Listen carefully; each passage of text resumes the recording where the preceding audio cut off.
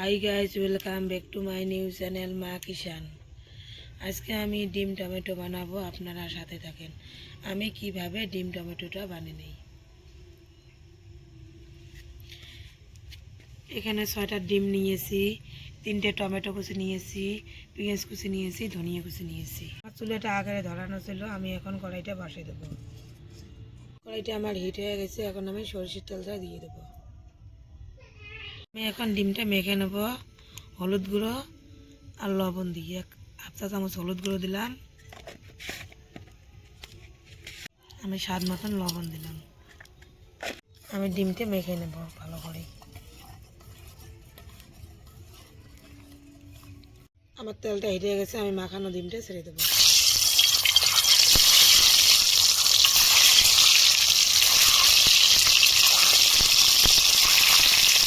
আমি ডিমটা এখন উল্টে দেবো।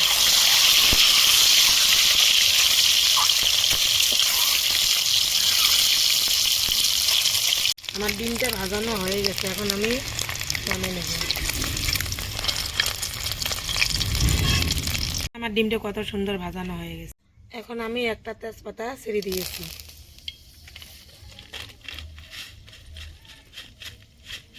আমি সামান্য 5 ফোড়ন দেব, আমি নেড়ে দেবো। কুচিটা দেবো।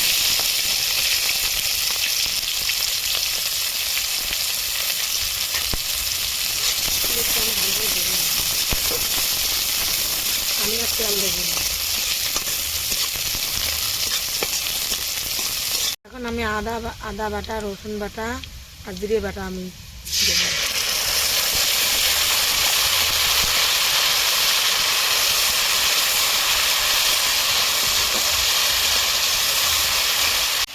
আমি 1 চামচ হলুদ গুঁড়ো দেবো,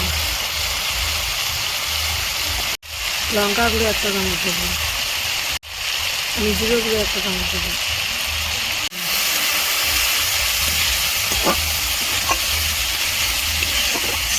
আমি এখন স্বাদ মতন লবণ দেবো, ভালো করে নেড়ে দেবো। আমার মশলাটা ভালো করে ভেজে নিতে হবে। আমার মশলাটা ভাজানো হয়ে গেছে, এখন আমি টমেটোটা দেবো, আমি নেড়ে দেবো।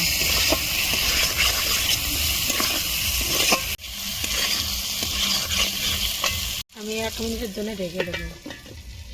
আমার 1 মিনিট হয়ে গেছে, এখন আমি ঢাকনটা উঠে নেব।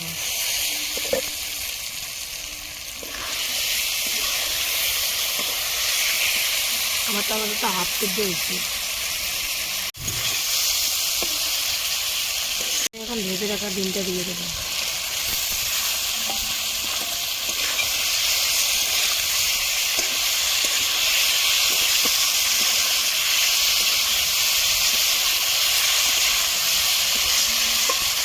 দুই মিনিটের জন্য ভেজে দেবো।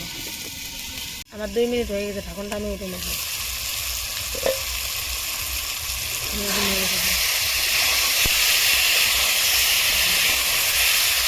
এখন আমি গরম পানি দেবো, সামান্য বেশি আমি পানি দেবো।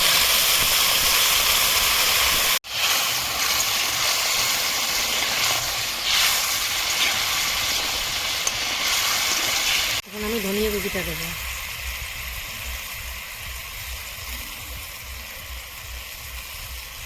আমি এখন 3 মিনিটের জন্য ঢেকে দেবো। আমার 3 মিনিট হয়ে গেছে, এখন আমি ঢাকনটা উঠে নেব। আমি নাড়িয়ে দেবো। আমার 3 মিনিট হয়ে গেছে, এখন আমি ঢাকনটা উঠে নেব। আমি নাড়িয়ে দেবো।